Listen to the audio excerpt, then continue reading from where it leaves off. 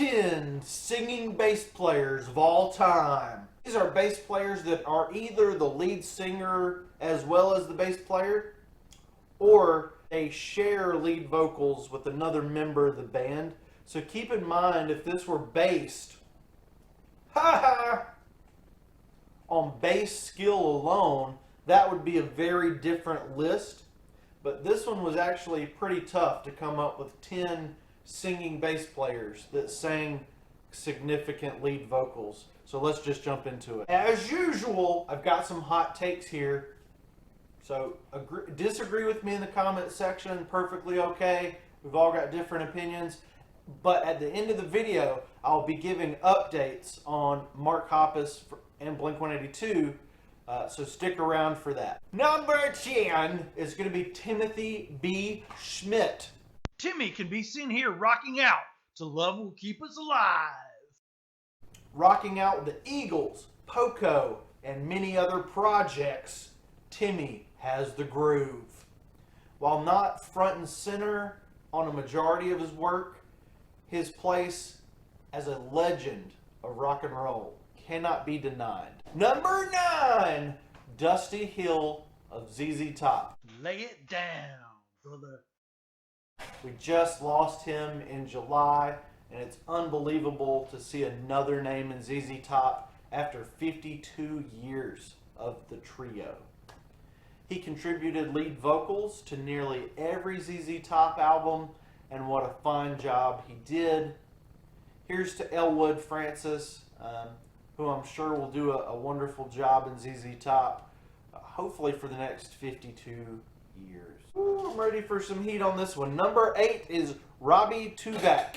Take tack, tack, tack, tack, tick tack, tack, tick tock. Hey, I have that shirt too.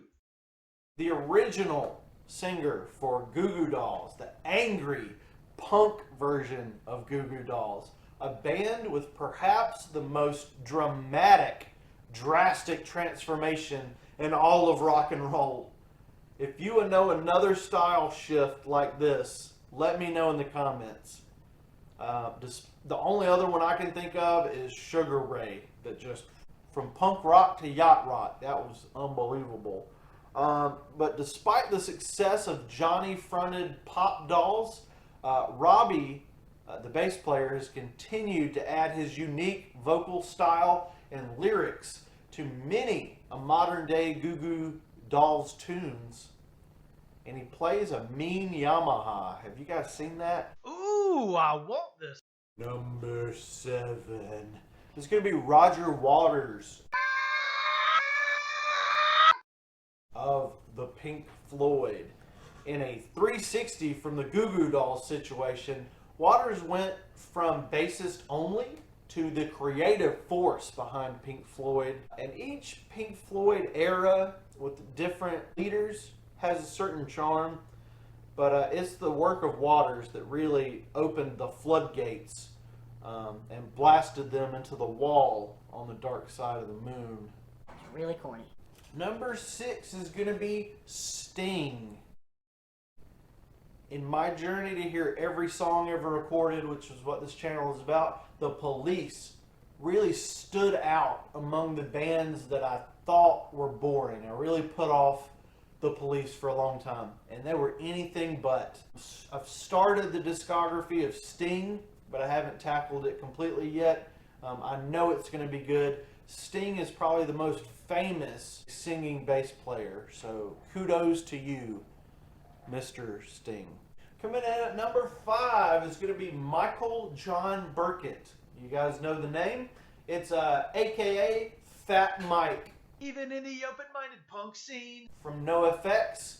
And we've mostly talked about classic rock musicians, but now we are into the punk rock sphere, which is where I'm a little more comfortable at. NoFX is the most successful independent band of all time, and that's in no small part to Fatty here. He's also played in False Alarm, which is pretty cool, and is still in the Me First and the Gimme Gimmes. So I highly recommend any band that old Fat Mike is in, and we wish him the best. Transvestite is an excellent song to hear his amazing work. And we're back in the classics again with my number 4 singing bass player. And it is the one and only Paul McCartney. One of the all-time greats, the most famous co-lead vocalist of all time, and creator of the most beloved music in all of rock. I don't need to say any other words about the Beatles. I will say this, the Beatles are my 65th favorite band. So I'm not like... I don't think I'm basic. Subscribe because there's a video about my basic taste versus my hipster taste. So that's a little teaser. We're back in the punk rock atmosphere again with Daniel Michael Andranio. What's up with these last names being hard to say? From Alkaline Trio. Now this one is close.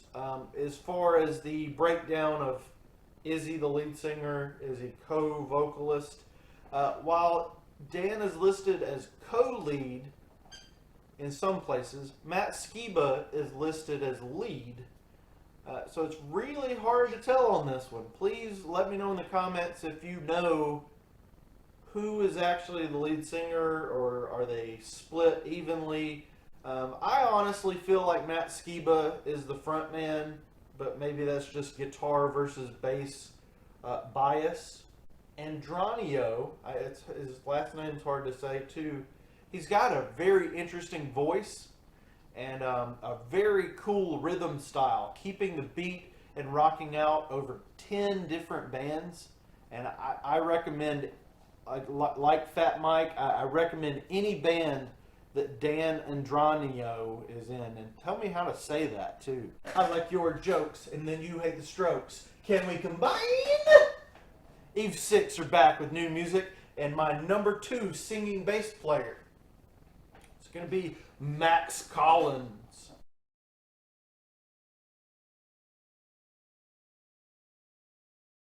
Of Eve 6.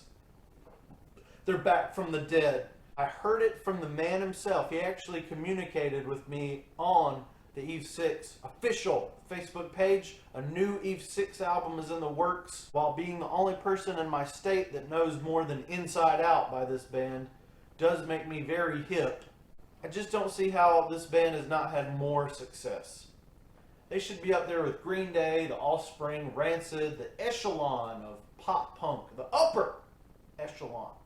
But nope, their magnum opus it's all in your head, and it tanked in 2003. And I've seemingly been the only Eve 6 fan ever since. But Max Collins is a well-versed rhythm keeper on bass, and it's a challenge to sing and play bass this good, but he just excels at both. Now we are at the number 1 singing bass player of all time, and this has got to go to Mark Hoppus of Blink-182. Now, Mark Hoppus of Blink-182 fame is much more accomplished than just that. Okay, he's played bass with over 21 artists over the decades, and Mark has consistently kept the low end going and perked everyone's spirits up in the most rock and roll way possible. While openly battling depression, Mark has shown the world how to properly address it And face it head on. And as you can see, because this is about playing bass and singing at the same time, you can see that my list is not about technical skills of the instrument, but the emotion put into the said instrument. If we're talking pure bass ability or bass playing genius, I must concede if it were just my best bass players of all time, which, you know, there's a million of those, the number one would have to go to Mike Dirnt of Green Day, and just in skill, and you could argue with that one too, but that would be my best bass player, would be Mike Dirnt. And the vocal thing too, I can only dream of a day when Mike Dirnt takes on more frontman status in Green Day. Billy Joe, let him do it. He can do it. Governor. He wrote "Ah Ha You're Dead." We need a Mike Dirnt band. The network are not Green Day. I got off on a tangent there. But Mark has become one of the only, actually the only original member of Blink-182, which he has been in the co-captain's chair since 1992. And with the addition of Matt Skiba, who we talked about earlier in the video, Mark has shifted to a more prominent part of the Blink-182 machine and legacy. If Mark Hoppus happened to leave, that would be the end of the band. Could you imagine if Blink-182 became Matt Skiba, Travis Barker, and someone else? On June 23rd, Mark revealed that he was being treated for cancer, soon after revealing that it was stage 4 diffuse large B-cell lymphoma. Late September, he announced he was cancer-free, ring the bell, and that he should be screened every 6 months. And I can relate to this. In 2014, I went through my battle with cancer. I'm just now getting to the point where I'm only screened once a year now, which is a real blessing. If you have a health problem and are afraid to get it checked out, go anyway. It's better for bad news from a doctor than for the problem to get worse, and then you're not on the planet anymore. Even if it's embarrassing, going to the doctor is embarrassing. And I wasn't aware I had testicular cancer because I had pain in my kidney, like the side of my stomach. And boy, did I go through some embarrassing and horrible things. If I hadn't went to the doctor, I did put it off, but I wouldn't be here today making YouTube videos. So obviously, Mark's health takes priority over the production of Blink-182 material. 10 or 9, depending on how you feel about the last album being called 9. It wasn't 9, it's 8 people. There is an EP supposedly coming in the next few months, although that timeline could be pushed back farther as Mark fully recovers. Chemo makes you sicker than the disease that it's killing at times. It's a price that you pay to stay alive. But here we are, singing and playing guitars on this earth. And the new Blink-182 EP, we're almost done with 2021, so I anticipate that probably in early 2022, I'm thinking a March release for that. Just a guess by a guy in a hoodie, but I've been right before. I've been wrong before.